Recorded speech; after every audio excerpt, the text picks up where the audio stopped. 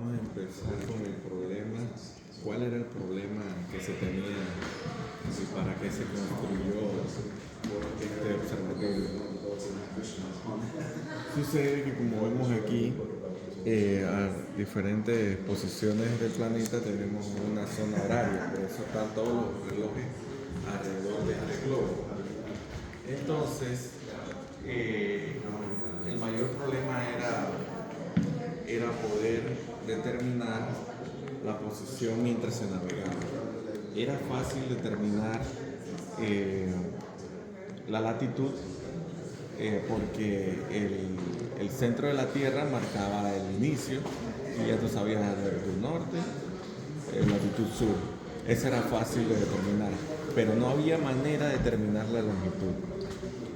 Prácticamente la medida del tiempo y la medida de longitud era lo mismo, porque ellos explican que si uno estaba aquí en Londres y uno viajaba a Nueva York y tú no movías tu reloj, lo dejabas en la hora de Londres, cuando tú llegabas a Nueva York determinabas, digamos que había una diferencia horaria de 5 horas. Eso, en 5 horas tú puedes saber cuántos grados hay. En 5 horas, porque si tú divides los 360 grados entre las zonas, podías sacar que eran 75 grados de diferencia. Entonces, ¿qué sucede? Así ya podías saber que había 75 grados y podías determinar la longitud. El problema era que ahí tenías un reloj, pero ¿qué sucede? Ya tú sabías la hora acá, pero ¿qué sucede si estás en el mar, en un barco? Los relojes que se tenían eran relojes de péndulo. Entonces, cuando los montabas en un barco, se perdía la hora. O sea que no había manera de saber la hora dentro de un barco. Entonces, y eso lo podemos ver en esta demostración que hay aquí. Este es un reloj de péndulo. Entonces, ahorita que yo inicio la demostración, se va a ver cómo se pierde la hora cuando se monta en el barco. Aquí es una gráfica de que este péndulo está dentro del barco. Entonces, cuando yo escuchen el tic-toc, todo bien, pero cuando empieza la ola, que el barco se está moviendo, se pierde el tic-toc. O sea que ya lo que hacía que el reloj fuera exacto, que es el péndulo, como no se puede mover por la gravedad, por el movimiento del barco, se perdió la hora. Eso es lo que hacía imposible poder saber la hora para poder calcular la posición. Habían relojes, pero estos relojes solamente tenían precisiones de minutos. Y lo que necesitábamos era precisiones de segundos. Entonces, ese era el problema que teníamos.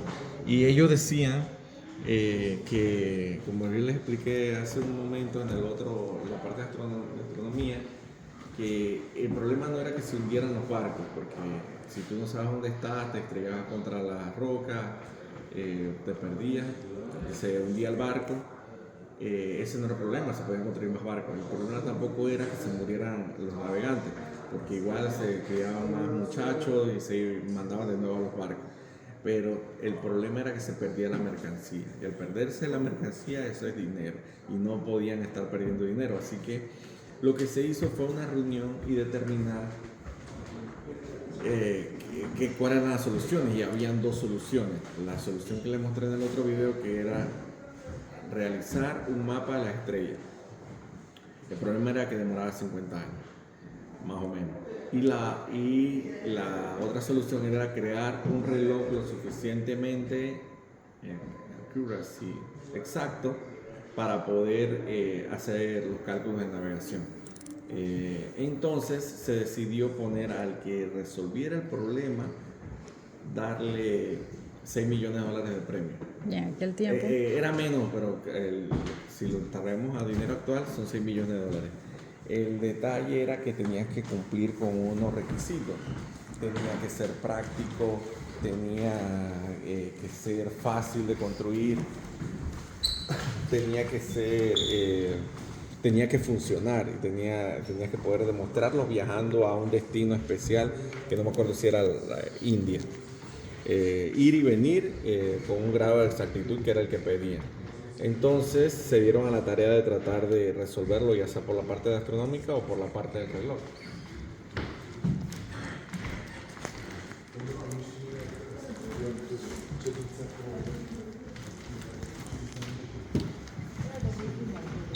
Entonces ocurrió que había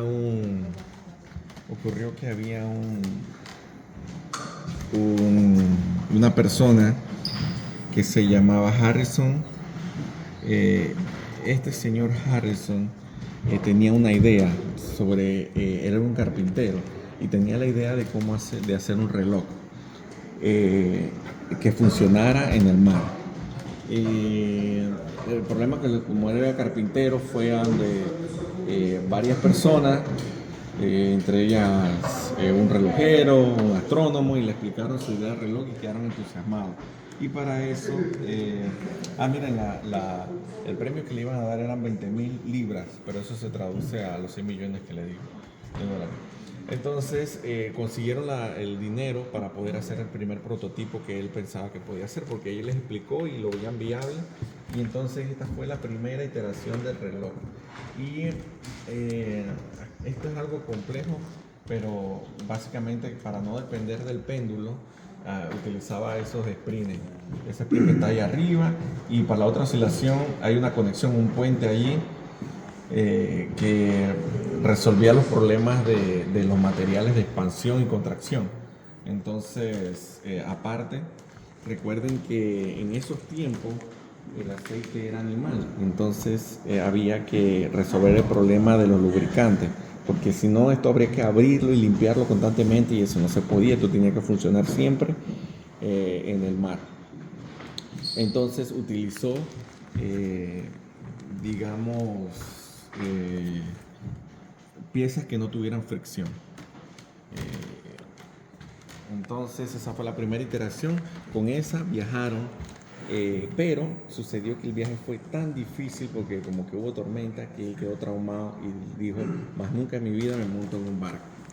Entonces, pero esto, la precisión que se requería era de creo que 60 millas.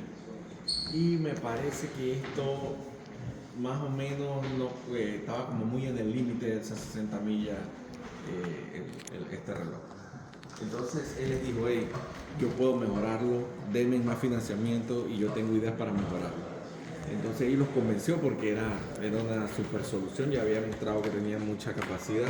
Así que él logró esta otra iteración. En esta iteración nunca viajó en barco, pero todavía él pudo demostrar de que estaba mucho más preciso. Y hizo muchos cambios aquí. Si ven, aquí ya no están los resortes, sino que utilizó otro sistema. Pero él dijo: no vamos a llevarlo, denme más financiamiento, que yo puedo seguir mejorando, porque tengo más ideas de cómo ir mejorando esto. Entonces, se demoró 5 años en hacer esto, y después demoró 5 años más para llegar a este punto. En este punto ya hizo descubrimientos súper importantes.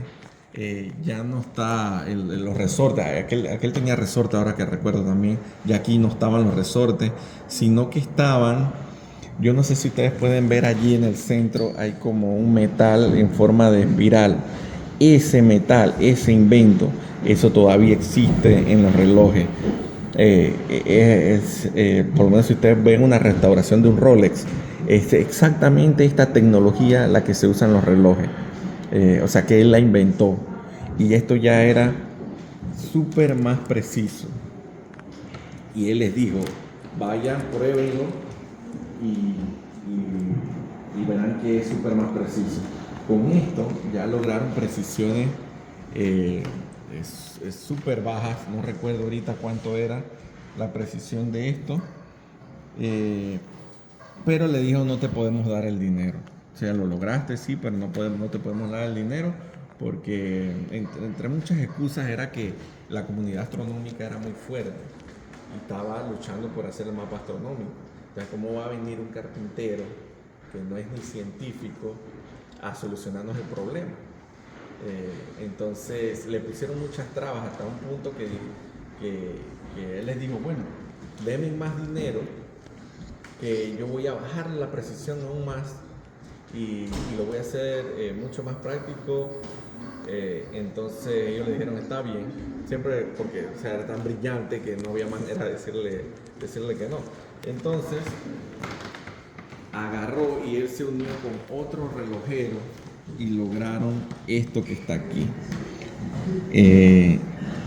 Ya esto era, acuérdense que uno de los problemas era la parte del aceite, y aquí se utilizaban joyas que no tenían fricción, las joyas. Jewelry, dicen, yo me imagino, y es verdad, cuando usted va a comprar un reloj famoso, ellos le dicen, este reloj tiene tantas joyas, porque mientras más joyas, más preciso va a ser, pero obviamente es más costoso.